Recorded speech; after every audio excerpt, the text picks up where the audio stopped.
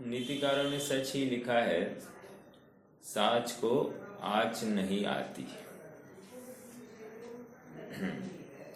लेकिन साच को आँच नहीं आती इतना कहने से काम नहीं हो रहा है।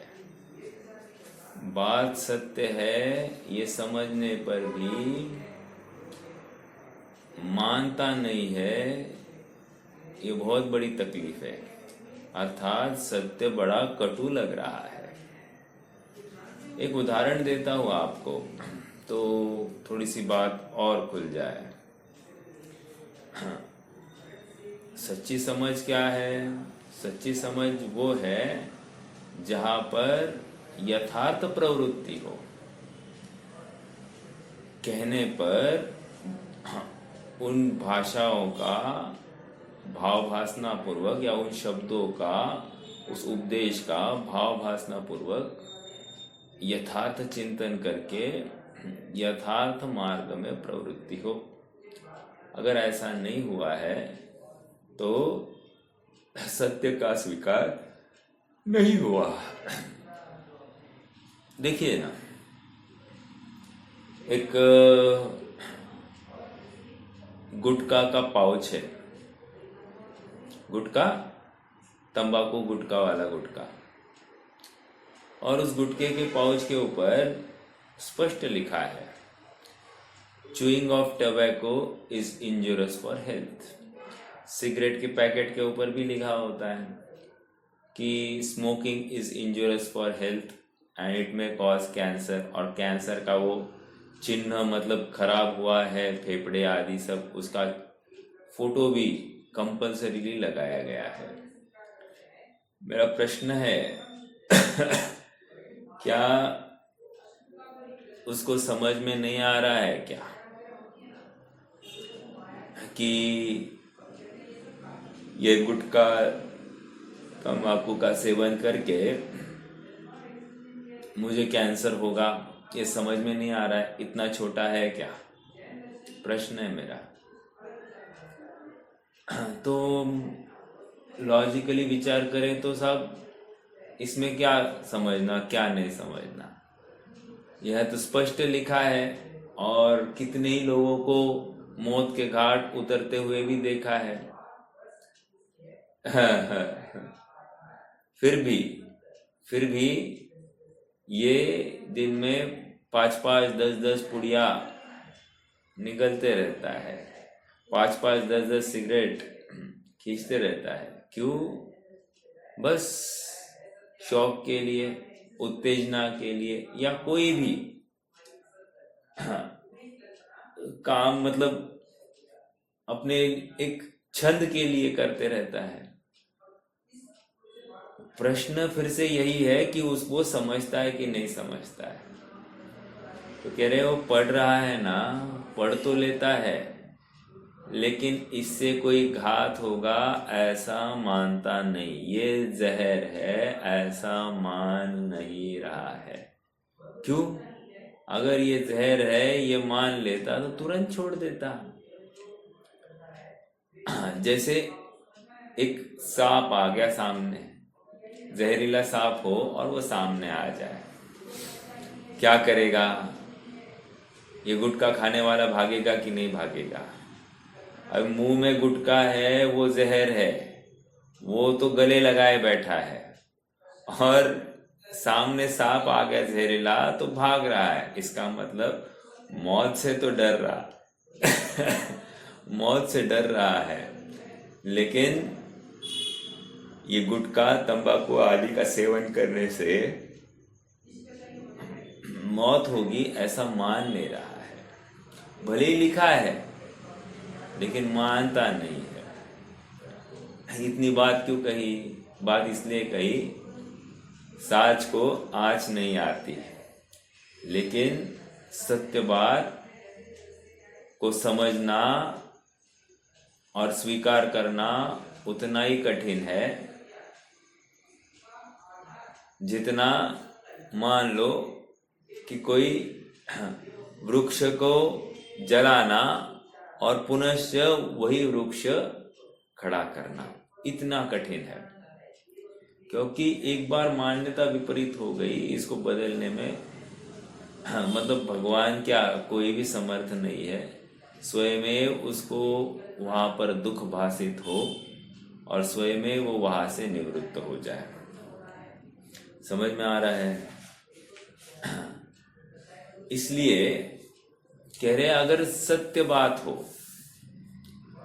तो सत्य बात का निरूपण अभी देखो कोई मान नहीं रहा है, राइट? किसी को सच्चा मुनि स्वरूप बताया जाए तो वो नाराज होता है, क्योंकि उसकी श्रद्धा किसी अमुक जगह पर बैठी है। उस श्रद्धा को ठेस लगते ही वो बहुत हताश हो जाता है।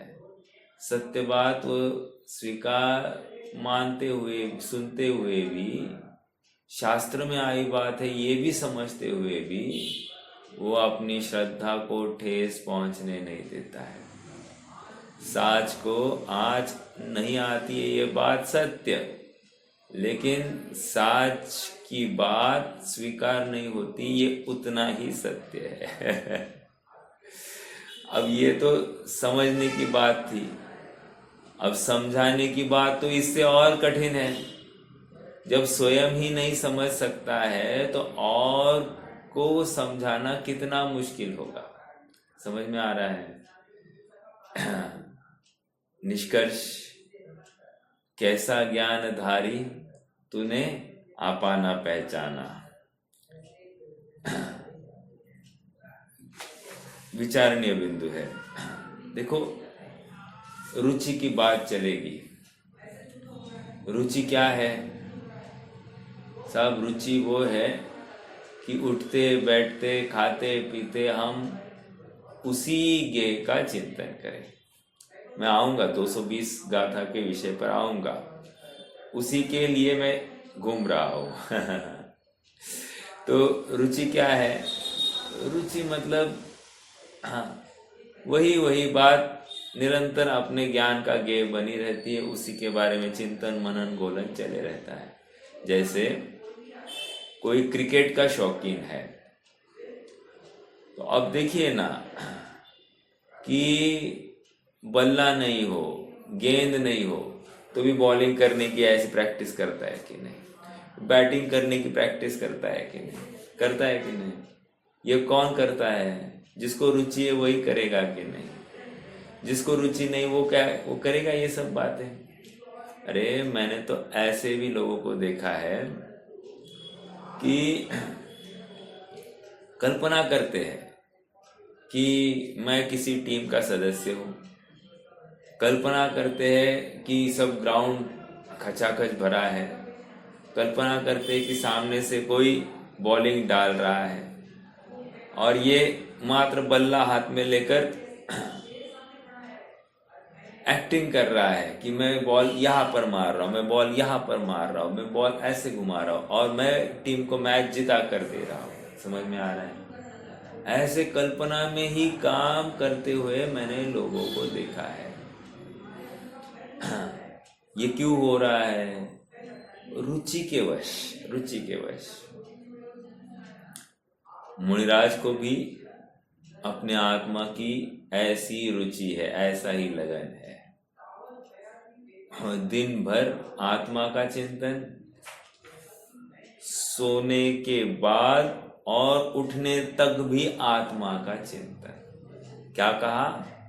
सोने के बाद और उठने तक भी आत्मा का चिंतन चलता है। निद्रा नहीं चलती। निद्रा तो ठीक है, लेकिन इतनी जागृति है कि निरंतर आत्मा का ही चिंतन मनन गोलन चलते रहता है। ऐसा क्यों हो रहा है? रुचि। समझ में आ रहा है? रुचि अनुयायी वीर्य, निरंतर शुद्धात्मा का दिन रात आत्मा का चिंतन, मृदु संभाषण में वही कथन, निर्वस्त्र दिगंबर काया से ही प्रकट हो रहा अंतर्मन। निर्वस्त्र दिगंबर काया से प्रकट हो रहा अंतर्मन। मतलब मुनि का गुणगान करते करते अपन थक जाएंगे मुनि स्वरूप का, इतना अद्भुत और विस्मयकारी ये जीवन है। क्या पौरुष, क्या वो जुनून, क्या वो रुचि, मतलब कितना वो समता भाव, वो साम्य भाव, कितनी वो आत्मा के प्रति लगाव कि बाह्य की कितनी ही प्रतिकूल परिस्थितियां क्यों ना हो, इनको प्रभावित करने में वे समर्थ नहीं है। तो ये किसके बल पर? एक ही उस आत्मा के प्रति रुचि के बल पर, है ना, वो जुनून के बल पर। इसलिए नीति वचन भी ऐसे आते हैं ना, कार्य विकल्पों से नहीं होता, मूर्ख यूं ही बोझा ढोता। अर्थात मूर्ख दिन भर परिग्रह का बोझा ढो रहा है। मैं ये करूंगा, मैं इतने पैसे कमाऊंगा, मैं ऐसा करूंगा, मैं वैसा करूंगा, क्या क्या सोच के रखता है कि नहीं। हाँ, फिर मैं जगह लूंगा, ठीक है, जगह लेकर कोई घर बांधूंगा, घर ऐसा होगा, आलीशान होगा, इतने नौकर होंगे, सब चर्चा है, चिंतन चलता है कि नहीं। क्यों हो रहा है? रुचि। मेरे पास इतने पैसे होंगे तो मैं क्या करूंगा, मैं सोना खरीदूंगा, मैं शेयर्स खरीदूंगा, मैं जगह खरीदूंगा, मैं गाड़ी खरीदूंगा, ऐसा करता है कि नहीं। क्यों हो रहा है? ये विकल्प क्यों आ रहे हैं? रुचि। समझ में आ रहा है? लेकिन सुनना, अज्ञानी सभी विषयों की, भोगों की, संयोगों की कल्पना करके उनमें आनंद मानता है, और आश्चर्य की बात, एक से भी वो सुखी नहीं होने वाला। और ज्ञानी इनमें से किसी की इच्छा नहीं करता हुआ निरंतर अपने आत्मा की ही भावना भाता है, और वो 24 घंटे सुखी है। क्या है आधार सुख का? यथार्थ वस्तु में यथार्थ निर्णय पूर्वक प्रवृत्ति, राइट, अपनत्व, अपनी वस्तु का विस्मरण और पराई वस्तु का निरंतर स्मरण, ये क्या है? व्यभिचार है। ऐसा कहते हैं ना, अपन अपने आत्मा से कितने दूर, जितनी परद्रव्य में रुचि है उतने दूर। समझ में आ रहा है क्या? अपन अपने आत्मा से कितना दूर है? जितनी परद्रव्य में रुचि है उतने दूर है। आत्मा में परद्रव्य में ज्यादा रुचि, उतना आत्मा दिखने से, आंखों से ही वो चले, आत्मा के बारे में सोचने के लिए समय नहीं है। एक उदाहरण आता है परिग्रह संबंधी। एक सेठ थे, सेठ को बहुत धन पैसे कमाने का जुनून, और दिन रात व्यापार में इतने मग्न कि खाते पीते भी उनको व्यापार ही दिखाई देता था, और खाते पीते भी मतलब व्यापार की ही चर्चा है, व्यापार के ही विकल्प होते थे, तो ऐसे एक्टिंग करते थे। मतलब क्या? अभी भी खाते पीते भी उनको व्यापार याद आ रहा है। मैं इसके साथ ऐसा बोलता, मैं इसके साथ ऐसा बर्ताव करता, मैं इसके इस भाव में माल बेचता, उनको बार बार वही गोलन मनन चल रहा है। सेठानी ने देख लिया, सेठानी ने समझ लिया, ये तो बहुत इंजूरियस है, बोले ये तो बहुत तकलीफ है। तो एक दिन सेठानी ने क्या किया, सेठ की थाली में 40 रोटी परोस दी, जबकि सेठ खाता कितना था? 3 रोटी, और कितनी परोसी? 40 रोटी। सेठ बोला, पागल हो गए हो क्या? ये क्या कर रही हो? 40 रोटी परोस रही हो, क्या है इसमें? मैं खाऊंगा क्या? बराबर कि नहीं? सेठानी ने कहा, सेठ जी, आप दिन रात इतना पैसा बटोर रहे हो कि आपकी सुध बुध नहीं रही है, इतना भोगने की सामर्थ्य है क्या? और साथ ले जाने की कोई व्यवस्था है क्या? तो इतना सा बोलते ही सेठ एकदम जागृत हो गए। समझ में आया? देखो, सच्ची सहचारिणी गृहिणी कौन है? वो है जो ऐसा मार्गदर्शन करे। वो गृहिणी नहीं है जो निरंतर डिमांड्स रखे, ए जी ये चाहिए, ए जी वो चाहिए, नहीं। हाँ ठीक है, जितनी ज़रूरत है उसमें विरोध नहीं है, लेकिन स्वैराचार के लिए, भोग प्रवृत्ति के लिए, विषय वासना बढ़ाने के लिए कोई भी अपील या डिमांड योग्य नहीं है।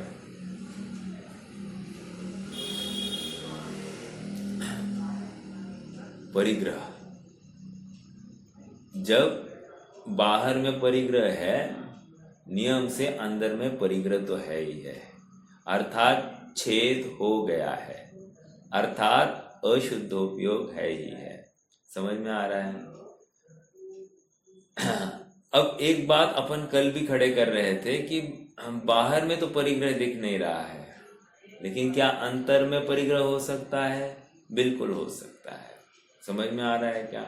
यह आचार्य ने इस गाथा में नहीं लिखी, अपन ने अलग से खड़ी की है। इसलिए विचार करना, जैसे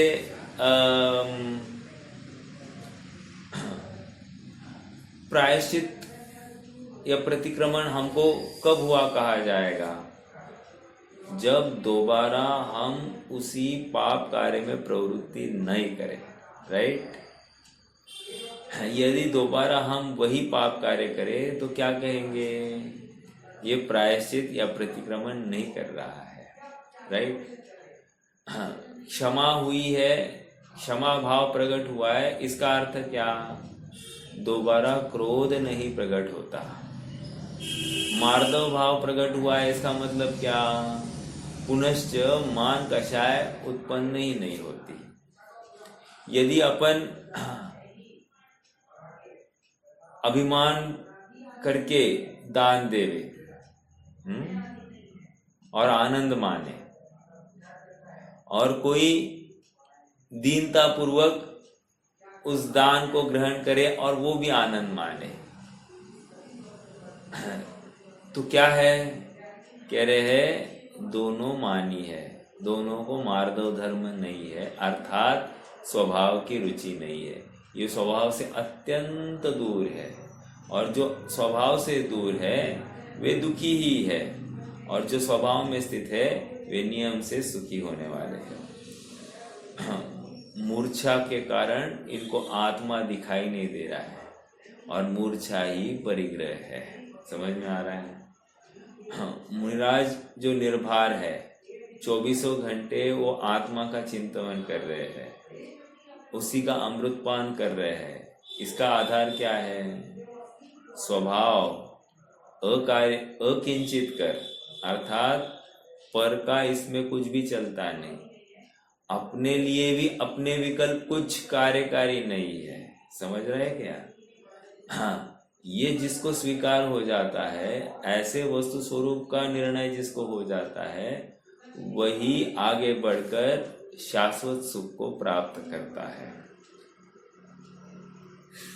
सामायिक में कोई बैठा हो, और सामायिक में मान लीजिए गैस पर दूध रखकर कोई सामायिक के लिए बैठा हो, मेरा प्रश्न है वो शांति से सामायिक कर पाएगा क्या? नहीं कर पाएगा। बराबर, किसी के पास 1 किलो सोना है, ठीक है? प्रश्न ये है कि वो शांति से सो पाएगा क्या? वो ट्रेन से सफर कर रहा है, 1 किलो सोना साथ में है, वो शांति से सफर करेगा क्या? बारंबार जहां पर सोना रखा है वहां पर हाथ लगाएगा, है कि नहीं है कि नहीं है। कदाचित नींद भी नहीं आएगी। कारण क्या है? कारण परिग्रह में रुचि है, राइट? ऐसी ही रुचि, ऐसी धगज यदि शुद्धात्मा के लिए हो, और शुद्धात्मा को लेकर उसको निद्रा ही नहीं आए, बारंबार शुद्धात्मा है कि नहीं ये चेक करने के लिए जागृति हो, तो ये शुद्धात्मानुरुचि वाला जीव है, इसको शुद्धोपयोग ही होगा। समझ में आ रहा है क्या? निष्कर्ष, परिग्रह ये मूर्छा से होता है और यहाँ पर इच्छाएं, विषय वासना, इनके बल पर परिग्रह का संबल ये जीव करते हुए देखा जाता है। हाँ, लेकिन चतुर्गति भ्रमण से बचना चाहता है, दुखों का अंत करना चाहता है, भव का अंत करना चाहता है, तो इसको निर्णय करना ही पड़ेगा कि मुझे सुखी होने के लिए क्या क्या याद करना चाहिए। दिन भर सुखी होने के नाम पर मैं किसको याद करता हूँ, लिस्ट बनाओ। और दिन भर मैं सुखी होने के नाम पर किसको याद कर सकता हूँ, करना चाहिए, इसकी एक लिस्ट बनाओ। और दिवस के अंत में जब सोने को हो तो टिक मार्क करना कि हमने कौन से विकल्प के ऊपर हाँ भरी, अर्थात उस विकल्प का चिंतन करके शुद्धात्मा का को ग्रहण करने का, उसको स्मरण करने का, उसमें प्रवृत्ति करने की भावना भाई हो। टिक करना, बस उत्तर अपने आप अपने को मिल जाएगा कि हम क्या कर रहे हैं और कहाँ जा रहे हैं। यदि हम शुद्धात्मा के बारे में नहीं सोच रहे हैं और कितने ही मंद कषाय के कार्य, सो कॉल्ड मंद कषाय के कार्य, क्योंकि हमको लगता है, जगत जन को लगता है ये मंद कषाय है, इसलिए मंद कषाय नहीं होता है।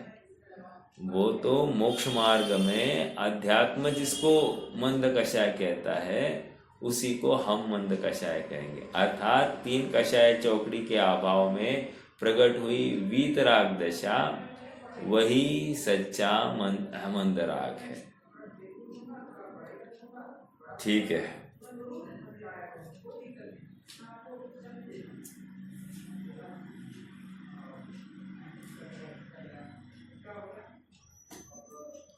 अब अगली गाथा, मतलब 220 की गाथा का अंतिम भाग देखते हैं।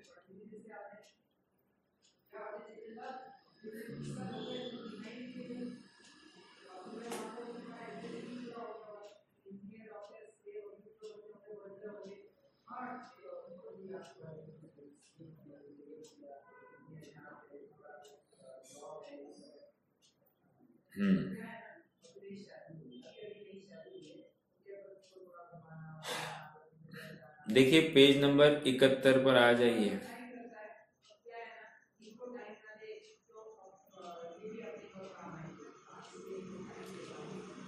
वहां पर रूप सवैया का के नीचे जो स्पष्टीकरण है वृंदावन दास जी का, वो पढ़ेंगे। जो मुनिराज अंतर की चाह की दाह को छोड़कर, देखो क्या कह रहे, जो मुनिराज अंतर की चाह की दाह को छोड़कर, दाह मतलब समझ में आ रहा है क्या? दाह मतलब जलना, अग्नि, बराबर। विचार कीजिए, हमको कोई गर्म पदार्थ को हाथ लगाया जाए तो हाथ जलेंगे कि नहीं जलेंगे? हाथ का जलना, हमको जलना दिखता है, लेकिन अंतर में चाह है किसी पर पदार्थ के लिए, रुचि है किसी पर पदार्थ के लिए, इसमें दाह या जलन हमको दिखाई नहीं देती। जब ये दाह या जलन दिखाई नहीं देती, ये दुख दिखाई नहीं देता है, तो इसके अभाव का हम प्रयास कैसे करेंगे? प्रश्न तर्क समझ में आ रहा है क्या? हाँ, तो मुनि अवस्था देखो क्या है, अंतर की चाह की दाह को छोड़कर पर पदार्थ रूप परिग्रह का त्याग नहीं करते। उन मुनिराजों का मन निर्मल नहीं होता और उनका शुद्ध संयम भंग हो जाता है। मन की विशुद्धि के बिना प्रसंगवश बंधे कुढ़ेंगे कर्म कैसे कट सकते हैं। इसलिए सभी मुनिराज संपूर्ण परिग्रह का सर्वांग त्याग कर देते हैं और तिल तुष मात्र परिग्रह नहीं रखते।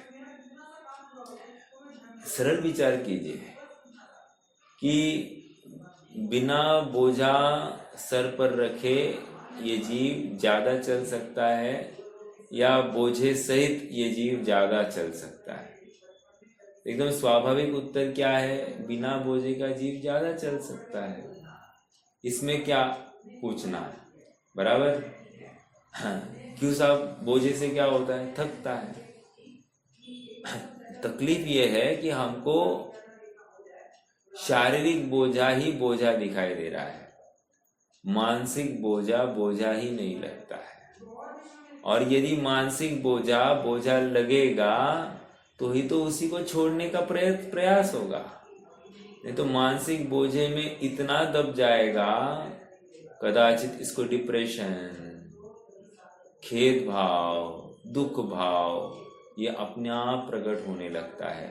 थोड़ा सा अपयश भी इसको सहा नहीं जाता और फिर अपयश को लेकर अपनी निंदा हुई इसको लेकर वो अपना प्राणघात भी कर देता है। हाँ जी, देखो आगे का छंद पढ़ते हैं। छंद का नीचे का भाव जो मुनिराज मिल रहा है 29वें छंद के नीचे। आज एक ही सेशन लेंगे क्योंकि बाकी कोई आया नहीं है, तो अपन एक ही सेशन लेकर आज के लिए रुक जाएंगे। चला जा रहा है बार-बार तो बंद हो जा रही मीटिंग बीच में। अच्छा ठीक है, एक सेशन तो लेते हैं फिर देखेंगे क्या होता है। जो मुनिराज तिलतुष मात्र बाह्य परिग्रह से अनुराग करते हैं। क्या कह रहे हैं? जो मुनिराज तिलतुष मात्र, इतना सा तिल के समान, तिल के तुष के समान। तुष मतलब क्या मालूम है? छिलका। तिल के छिलके प्रमाण भी कोई बाह्य परिग्रह से अनुराग करता हो। अरे थोड़ा सा अनुराग किया, इतना तो चलता है ना, इतना सब छोड़ा है, इतना तो चलेगा। अरे तुम्हें तुष मात्र के प्रति भी अनुराग है ना, तो समझ लो तुम्हें अनंतों के प्रति अनुराग तुम्हारे वासना में, अभिप्राय में बैठा है। हाँ, तो जो मुनिराज तिलतुष मात्र बाह्य परिग्रह से अनुराग करते हैं, उन मुनिराजों का चित्त शुद्ध नहीं होता। स्पष्ट बोल दिया, शुद्ध नहीं है उनका चित्त, अशुद्ध है, अशुद्ध उपयोगी है।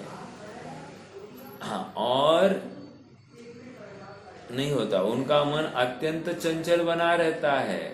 सेकेंड पॉइंट, क्या कह रहे? पहला पॉइंट कि उपयोग निर्मल नहीं होता, नहीं सॉरी, चित्त शुद्ध नहीं होता।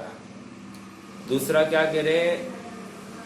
मन अत्यंत चंचल बना रहता है और उसका निर्मल उपयोग परिणमन मलिनता को प्राप्त होता है। ऐसे मुनिराज आठों कर्मों का नाश करके भव सागर से पार कैसे हो सकते हैं? प्रश्न ही किया है, कैसे होंगे? बाह्य परिग्रह द्रव्य है और पर द्रव्य से आत्मा का कोई बिगाड़ सुधार नहीं होता। यद्यपि यह बात परम सत्य है, तथापि मुनिराजों के जब तक तिलतुष मात्र भी बाह्य परिग्रह रहता है, तब तक वास्तविक मुनिदशा प्रकट नहीं होती, क्योंकि अंतर में परिग्रह में एकत्व ममत्व बिना बाह्य परिग्रह रहता ही नहीं है, ऐसा नियम है। बाह्य परिग्रह की बुद्धिपूर्वक उपस्थिति और उसकी संभाल का भाव रागादि भाव ही है। Page number 72। तात्पर्य यह है कि बहिरंग छेद अंतरंग छेद का आयतन है। आयतन मतलब घर, कारण। अतः अंतरंग छेद के त्याग के लिए बहिरंग छेद रूप परिग्रह का पूर्णतः त्याग आवश्यक ही नहीं अपितु अनिवार्य है। सुनिए, बहिरंग छेद के साथ मतलब बहिरंग वस्तु के त्याग के साथ अपना उस रुचि के उस वस्तु के प्रति का रुचि भाव, उसका भी त्याग आवश्यक। इस गाथा के बाद आयतन है, अतः अंतरंग छेद के त्याग के लिए बहिरंग छेद रूप परिग्रह का पूर्णतः त्याग आवश्यक ही नहीं अपितु अनिवार्य है।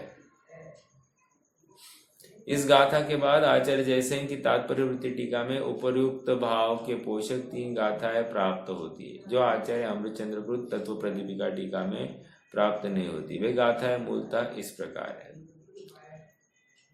गेन्नदीव वे चेलखंडम भायनम मिथि तिभणीदमिह सुत्ते जदि सोचत्तालंबो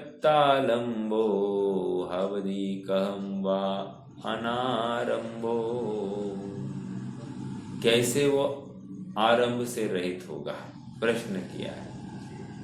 अगला वत्थखंडम दुधिय भायनमन्नम नगेन्नदी नियदम विजदी पाणारंभो विखेवो तस्य चेत्तमी। और 19वां देखिए, गेन्नई विधुनई धोवई सोसेई जम दंतु आदवे खित्ता पत्तम वचेलखंडम विभेदि परदो यपार यदि वस्त्र बर्तन यदि यति रखे यदि यह किसी के सूत्र में ही कहा हो तो बताओ यति निरारंभी किस तरह। मतलब यति कपड़े रखे, कोई परिग्रह रखे, तो ये निरारंभी कैसे हुआ, ये पहले बताओ। अगला रे वस्त्र बर्तन आदि को जो ग्रहण करता है श्रमण नित चित्त में विक्षेप प्राणारंभ नित उसके कहे। यदि वस्त्र ग्रहे धोवे सुखावे रक्षा करे खो न जावे डर सतावे सतत ही उस श्रमण को। कह रहे कोई चीज है, संयोग प्राप्त हुआ, ये खो जाए, खो गई तो तकलीफ होगी, खो गई तो तकलीफ होगी, तो क्या होगा, वे शांति से सामायिक भी नहीं कर पाएंगे।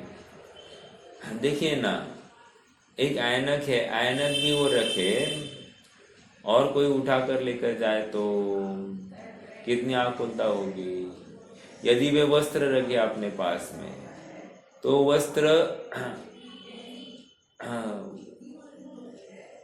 वस्त्र के प्रति अपनत्व होगा कि नहीं होगा। अभी वस्त्र का संबल करने के लिए यत्न होगा कि नहीं होगा। वस्त्र का संबल ठीक नहीं होगा तो दुखी होंगे कि नहीं होंगे। वैसे वस्त्र रखने का भाव ही अपने आप में दुख है, लेकिन कषाय जनित दुख होगा कि नहीं होगा। तो ये सब बातों का विचार करना।